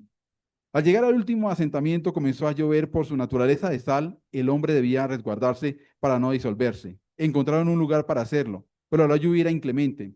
Los muiscas sentían un profundo temor por las fuerzas de la naturaleza. Una pequeña niña había salido a recolectar agua para preparar los alimentos. Se escuchaba con fuerza el caudal de una quebrada justo aquella a la que la niña había ido. Sus padres se preocuparon. Parecía que una creciente era inminente. Salieron en su búsqueda. La quebrada había aumentado su caudal y de manera sorprendente se acercaron al lugar donde solía tomar el agua. Pero el paso era imposible. Solo se veía la copa de un árbol y entre sus ramas a la niña abrazada a su perro. Se sostenía con todas sus fuerzas, pero éstas se estaban agotando con el paso del tiempo. Parte del grupo regresó al asentamiento para contar lo ocurrido. Creían que se necesitaba algo extraordinario para rescatarla.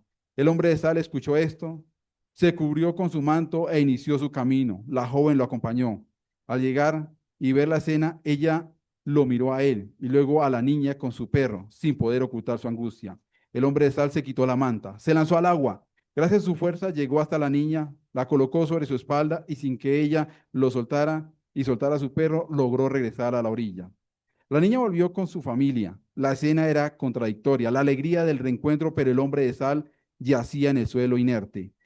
La joven lo cubrió con la manta e intentó secarlo, pero todos los esfuerzos fueron inútiles. Parecía disolverse a la orilla de la quebrada. La tristeza le invadió, pero sabía que no podía llorar. Sus lágrimas podrían agravar el daño. La niebla descendió y borró los contornos del mundo. Cientos de luciérnagas iluminaron el lugar. Una paz profunda los invadió a todos y una voz rompió el momento. Has encontrado a quien te ame por lo que hay en tu interior, sin importar tu exterior. Todo se aclaró y apareció un hombre de estatura mediana, cuerpo fuerte y musculoso, piel morena, ojos negros y pequeños, pómulos salientes, nariz ancha y boca grande, con el cabello negro y lacio, cubierto por una manta blanca. La bella joven lo abrazó de inmediato. Al mirarlo a los ojos entendió quién era. La niña, sin soltar a su perro, se unió al abrazo y luego todos los presentes se fundieron en él. El hombre de sal comprendió que las cosas no son buenas ni malas en sí mismas. Todo depende del uso de que se les dé. Lo que inició como un castigo, él lo convirtió en un don. Ahora era un hombre que sabía que en el interior habla y revela la esencia de cada ser. Ya apagándose la fogata, extinguiéndose los últimos leños, el abuelo dijo, no sé qué pasó con esta pareja, pero asumo que vivieron bien, disfrutaron la vida y sirvieron a los demás. Ya es hora de ir a dormir, recojamos todo, apaguemos completamente el fuego y mañana tendremos muchas cosas que hacer. Eso sí, bien abrigados. Lo importante es lo que tienes en tu interior. También debemos cuidar nuestro cuerpo. El sueño comenzó a invadirlos, pero antes de entrar en la casa miré el paisaje y me pregunté, ¿cuántas historias esconderán estas montañas? El abuelo siempre tiene algo que contar. Y aquí termina mi jornada. Es hora de soñar.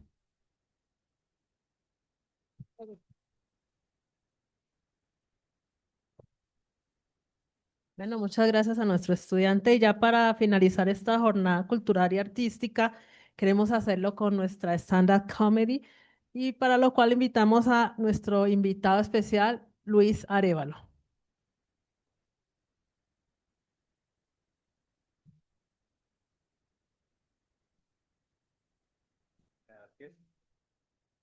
Buenas tardes, ¿cómo están? Bueno, yo la verdad quiero empezar diciéndoles que me siento un poquito apenado con ustedes, porque aquí todo ha sido muy académico, todo ha sido muy bonito y yo vengo a decir vulgaridades. Entonces, pues es un poquito complicado, ¿no? Pero no importa, vamos a hacerlo. El día de hoy, pues bueno, es un día conmemorativo y pues vamos a hablar de días conmemorativos. Resulta que hay algunos días conmemorativos con los que yo me encuentro en conflicto, porque me parece que no tienen mucho sentido. Por ejemplo, nosotros el 1 de mayo, ¿qué celebramos? El Día del Trabajo. Celebramos el Día del Trabajo y no trabajamos. Es como si celebráramos el Día de la Electricidad y ese día no hubiera luz. Más o menos va por ese lado. Me parece un poquito complicado, vuelvo y repito. Otro día que me parece muy curioso que el mundo celebre, pero que igual celebra, es el Día del Infiel. ¿Ustedes sabían que existía el Día del Infiel? ¿No es cierto? Pero eso no es lo más raro. Lo más raro es cuándo se celebra el Día del Infiel. El Día del Infiel se celebra el 13 de febrero. ¿Saben por qué se celebra el 13 de febrero? Porque el 14 están ocupados. Les tienen que abrir el espacio. Y el tercero que me parece un poquito raro y un poquito extraño es el Día del Idioma. Me parece raro, me parece perturbador, ¿saben? Un poquito perturbador. Más que nada, porque celebramos que se murieron escritores. El Día del Homenaje es el Día del Homenaje. El Día del Idioma se celebra o se conmemora el 23 de abril por la muerte o para conmemorar la muerte de Miguel de Cervantes, de William Shakespeare y del Inca Garcilaso de la Vega. Si yo fuera escritor, el 22 de abril estaría cagado del susto en mi cama, llorando y pensando, no, ¿será que soy yo el que se muere mañana? Y lo digo con datos porque yo investigué, yo no vengo aquí a hablar carreta nada más. Yo investigué y resulta que para el 23 de abril, más o menos para esa fecha, no solo han muerto ellos tres, en la historia han muerto más de 8 escritores cerca. Y yo escribí una rutina. El 22 estaba en la ducha llorando. Yo no me quiero morir. Bueno, eso no funcionó. Pero yo considero que deberíamos celebrar por algo más alegre. Aparte, nosotros los colombianos, como colombianos, empezamos a celebrar el Día del Idioma. Fuimos nosotros los colombianos los que dijimos, celebremos el Día del Idioma Español. pero ¿por qué no lo podemos celebrar por algo más alegre? Creo que la muerte de 3 escritores está un poquito trágico. Yo digo que debería ser como el nacimiento de algún escritor famoso de acá colombiano, el día que se murió Rin Renacuajo, ¿sí? La primera transmisión de un episodio del profesor superó cosas importantes. Y ese me parece un mejor homenaje, porque reduciría los índices de ignorancia un poquitico, profesor. Eh, bueno, para el Día del Idioma, pues digamos que yo no soy una persona demasiado culta, soy comediante. Eh, pero me gusta mucho leer también. Ah, y la vez pasada me dijeron, bueno, pues es que es del idioma español. Y yo, "¿Pero qué hago? Y me preocupé, me acosté a dormir preocupado. Y ustedes saben que cuando uno se acuesta a dormir preocupado no hace sino pensar en la cosa que le preocupa. Y pues antes de acostarme a dormir había leído un libro, estaba leyendo un libro y dije, cuando llegue al punto final, me acuesto a dormir. Entonces, llegué al punto final y me acosté a dormir. Estaba durmiendo y empecé a soñar cosas raras, cosas muy raras, como por ejemplo que un punto y una coma se enamoraron y empezaron a salir, ¿cierto? Iban así, en el libro, iban así, caminando juntos, el punto y la coma. Resulta que el punto le decía a la coma, es que ya habían salido muchas veces y el punto le decía a la coma, coma, por favor, coma, yo no soy de palo, coma. Y la cola así toda creída con su cola, ¿no? Porque la cola tiene... Coma, por favor. Ya la tercera cita, eso mejor dicho, el man le pagó parque de diversiones en el índice. Son cosas caras. Eso el man no se puso, la llevó a un libro con pasta dura. No, eso mejor dicho, caro, se le fue caro. Y le decía, ay, coma, deme la colita, coma. Pues la coma no tuvo más remedio y le dijo, bueno, punto, vamos. Vamos a ver. Y se fueron allá. Y le dio la colita, la coma le dio la colita al punto. Y eso el punto no cabía de la dicha. Pero cometieron un error. Y es que ellos no sabían que ese día era Jueves Santo. Y se quedaron pegados. Y nació el punto y coma.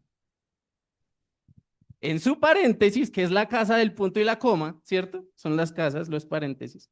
En su paréntesis estaba el papá.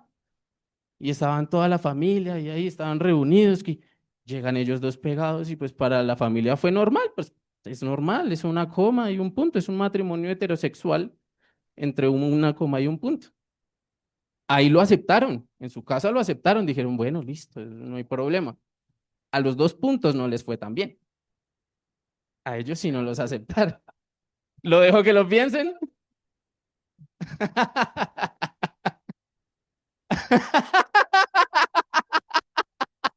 Ah, ya entendí. Bueno, a los 2 puntos no les fue tan bien, los echaron de la casa. Y ustedes saben que en toda casa manda un papá, ¿cierto? Y el papá de la casa de los 2 puntos dijo, aquí yo no voy a aceptar ningún matrimonio homosexual. Eso es pecado. Y se me van de la casa porque yo lo digo y si yo lo digo es ley porque soy el punto final. Bueno. En la casa del punto y coma, pues todos lo aceptaron y empezaron ahí, no sé qué, pero el punto final de esa casa dijo, no, nada, aquí ustedes no me van a vivir en el pecado, se me casan. Y se van a la iglesia y allá está el cura, es el signo más. Uy, gracias. Estoy que bajo tinta. Estaba así el cura, ¿no? Y llega el punto y la coma. Y está el cura, hermanos míos. Por el poder que me confiere la Real Academia de la Lengua Española, yo los declaro punto y coma. Y eso, celebraron y todos, mejor dicho, le lanzaban así gotas de tinta, porque no había arroz, gotas de tinta. Salieron del matrimonio, todos contentos, se fueron de allá. Y pues ellos se fueron a su luna de miel y procrearon. Y resulta que había como problemitas, ¿cierto? Porque habían rumores de que por fuera de su libro, ellos eran eh, tesis universitaria, todo esto va a ser una tesis universitaria, dicen y cuentan los rumores que afuera habían problemas de la tesis universitaria, entonces estaban todos preocupados. Así como cuando acá uno dice, voy a ir a Cali de paseo, y empiezan los papás de uno, ay no, pero tenga mucho cuidado porque es que eso es zona roja. Así estaban, pero en el libro. Entonces se fueron de luna de miel, todo, no sé qué, pero pues como estaban todos muy nerviosos en la casa, llegaron y anunciaron a la casa su paréntesis, llegaron de las vacaciones. Papás, estamos embarazados, son trillizos. Y están los puntos suspensivos en la coma, sentaditos esperando para que los paran, ¿no? Están ahí, todos estaban de acuerdo con que hubiera un embarazo, ¿no? Y ahí está la tía que dice, empieza a recomendar nombres, ¿no? Ay, póngale coma y tal. No, no, ese nombre está muy feo. Y dice el papá, no, son 3, los vamos a llamar puntos suspensivos y punto final. Y todos hicieron caso. Eso tampoco funcionó tanto. Bueno, resulta que el punto tenía su cosa rara ahí, estaba portándose raro con la coma, estaba saliendo como mucho y le pareció sospechoso que un 13 de febrero el punto le dijera, voy a salir con mis amigos. Entonces salió el punto y el punto ya llevaba varios meses siéndole infiel con una línea vertical. Era un negro así, grande. Voy a destruir a ese punto. Porque aparte salió gay el punto. ¿Sí? Entonces está la línea vertical, no sé qué tal, y empiezan a salir. Cuentan las comillas que cuando el punto y la línea vertical tenían relaciones sexuales, le hacía tan duro, tan duro, tan duro que se hicieron un signo de exclamación. Y así nació el signo de exclamación. Entonces estaba el 13 de febrero el signo de exclamación así con todos sus amigos, signos de puntuación, bailando, no sé qué tal. Y dice, vamos al bar del corchete. Dice el signo de exclamación, pero gritando, ¿no? Porque es un signo de exclamación. Vamos al bar del corchete, que se va a presentar Slash. Y está Slash allá. Bueno, llegan todos al bar del corchete. Ah, bueno, y le dice el signo de interrogación, ¿no? Le dice, ¿y vamos a llevar viejas? Y le dice el signo de exclamación, sí, invitemos viejas, invitemos a las comillas. Y el signo de exclamación, sí, vamos y las invitamos. Y dice el signo de exclamación, no, pero invite a las comillas sencillas porque las dobles cuentan todo. Entonces se fueron y llegaron allá al concierto, tal. Estaban allá cantando y pues el concierto de Slash generó opiniones divididas. Porque dicen que estaba como muy torcido tocando. Entonces generó opiniones divididas y resulta que todos estaban emocionados porque Slash era el abridor de la estrella principal de ese día. Letri G. Así. Entonces estaban todos, ay, que viene Letri G, no, súper fantástico, me encanta, a mí me encanta. Entonces empezaron así y empezaron a cantar, ¿no? Estaban así todos perreando, así hasta el piso y empezó Letri G a cantar de, pues, su hit, ¿no? Pero si le ponen corrector, le da, le da una depresión tonta.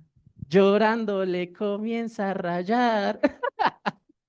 Entonces están así todos contentos, perreando, está el punto bueno, está el punto, está así, todo contento, él no se espera nada, ¿no? Y, y que, bueno, pues es un concierto, ¿no? Y estaban así bailando, estaban todos perreando, por aquí pasaron 2 puntos así todos elevados, que estaban fumando tinta verde. Pasaron así todos elevados, eran puntos normales y de lo elevados que estaban se volvieron diéresis. Están así, ay, qué energía este concierto. Sí, al otro lado ya estaba un asterisco. Es que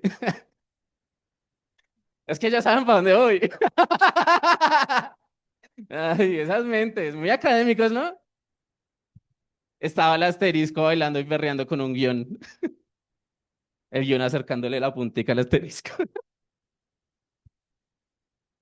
Está, estaba bailando así, tal. Y el asterisco, no, el asterisco estaba contento. Eso es ay, ay. Ay, y el guión, mejor dicho, eso estaba que se volvía una raya al piso. Ese man estaba emocionado. Se emocionó tanto que no fue capaz de aguantarse y le dio un beso. Es el primer beso negro del concierto. Bueno, resulta que llegó la coma, ¿no? Porque dijo, ¿cómo es posible que hoy 13 de febrero usted me esté engañando en un concierto de Letrici? Es mi artista favorita y usted trajo a un negro. Y la coma toda indignada. Y pues claro, los puntos suspensivos son bomberos, ¿no? Son todos aletosos, son todos... Y estaba la coma, no, pero ¿cómo me va a poner los cachos y con un man? Con un man. Lo hubiera aceptado con las comillas, pero con un man. Y los puntos suspensivos. Y de la nada, todos volvieron a su lugar. El punto volvió al índice, todo se organizó, todos volvieron a su estado normal, se acabó el concierto de la nada y todos sintieron un temblor. Volvió el punto así, estático a su lugar. Como en Toy Story, cuando llega Andy, así, ¡pa! Se clavaron todos en su hoja, en su respectiva página. Y es que resulta que la tesis universitaria se inscribió a un concurso afuera en la biblioteca donde estaba, ¿cierto? Porque estamos en un mundo chiquitico, nos vamos a un mundo más grande. Estaba la tesis universitaria en la biblioteca de la Universidad UNAP, había una tesis universitaria y resulta que entre todos los libros que estaban ahí estaban aburridos. Estaban todos aburridos, que no, y ahora la biblioteca virtual nos quita protagonismo. Estaban así, todos como entre tristes y deprimidos, y dijo la Constitución Política, yo me voy a hacer cargo de alegrarlos a todos y vamos a hacer por ley el primer torneo bibliotecario de lucha libro. Entonces empezaron a armar las peleas y la Constitución Política era el juez. Y el primer enfrentamiento era entre la tesis universitaria y una enciclopedia. Pero entonces resulta que la tesis universitaria, por el exceso de drogas del concierto, estaba así ya toda loca, estaba, ¡ah! Que empiece la pelea ya. ¿Dónde está esa enciclopedia que lo mato? ¿Dónde está? Llegan y se paran. Tienen que la primera pelea. Y estaba tan loca la tesis universitaria. Es que es entendible, ¿no? Pues porque tiene problemas un poquito mentales. Tiene un desorden de ideas grande, como normal en una tesis universitaria, ¿cierto? Tenía un problema estructural grave. Entonces estaba así todo. Estaba tan mal y tan ansioso que coge y le pega el primer traque así, ¡ta! Le pega el primer puño a la enciclopedia y la enciclopedia, ¡pum! ¡Ah! Le pegó tan duro, que le reventó el lomo. Imagínense, le reventó el lomo de lo duro que le pegó. Empezó a escurrir tinta roja por el lomo. Le escurría así. Y pues la enciclopedia sufrió un trastorno grave. La enciclopedia tiene TOC, que le gusta que esté todo organizado. Y ese día estaba toda ansiosa, la enciclopedia estaba así preocupada. ¿Pero qué está pasando? No entiendo, estaba ansiosa, ¿sí? Porque había mucho desorden de palabras, entonces estaba preocupada. Y de las mismas ansias que tenía, la enciclopedia le devolvió el golpe de una. ¡Ta! Le pegó tan duro, pero con bases sólidas. Le pegó tan duro, que le organizó todas las ideas a la tesis universitaria. Y no así nomás, por orden alfabético, que es más importante. Y así acabó el primer encuentro. Y en el segundo encuentro estaba la Constitución Política. Señoras y señores, libros y libras. El segundo enfrentamiento es entre el Principito y sale el Principito.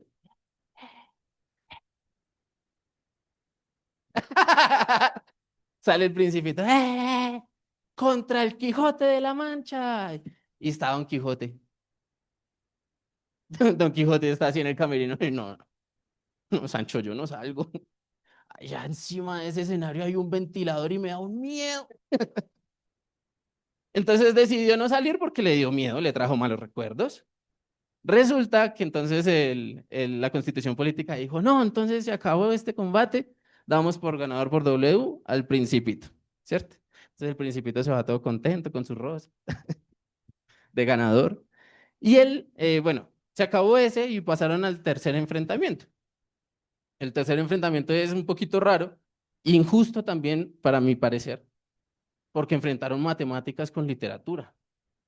Entonces el enfrentamiento era entre el álgebra de Baldor y Cien años de soledad, que porque tienen números entonces ya. Entonces empezó la pelea y empezó, al álgebra de Baldor llegó todo aletoso buscando problemas, porque no tiene suficiente si quiere darle más a la gente.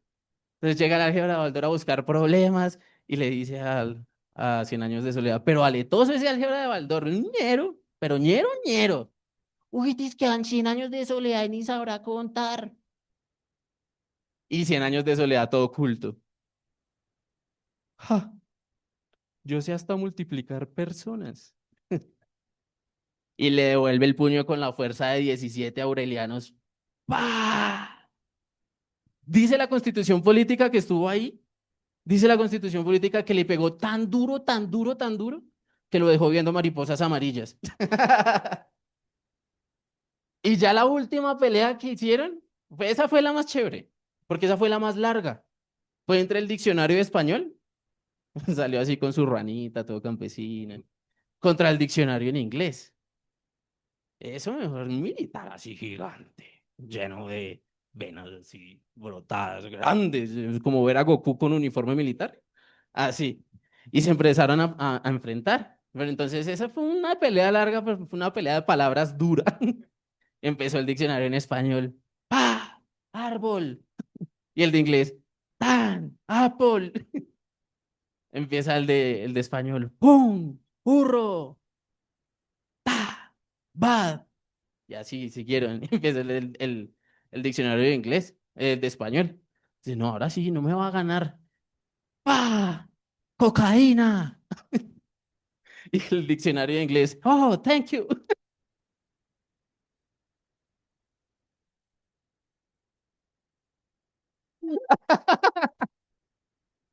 La- Al final decidieron dar por terminada esa pelea. La Constitución Política decidió que ya no podían seguir con la pelea porque el diccionario de inglés efectivamente no pasó la prueba antidoping.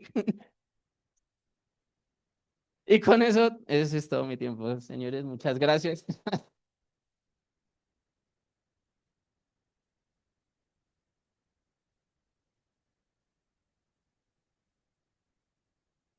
Gracias, gracias. Hecho este momento tan agradable, tan alegre, ya fin de nuestra jornada. Gracias a todos los participantes, a los que estuvieron hasta el último momento. Creo que fue una jornada muy especial para todos. Queremos dar gracias a las comunidades de INVIL, ESEDU y EXA por hacer de este espacio un verdadero encuentro de palabra, arte y aprendizaje. Un agradecimiento especial a todos nuestros invitados, a la institución educativa que nos acompañó por llenar este evento de creatividad y alegría. Gracias a cada estudiante y docente que compartió su voz. Hoy confirmamos que el lenguaje es una poderosa forma de conectar y de construir mundo. Nos vemos en el próximo Palabra Fest. Feliz tarde para todos.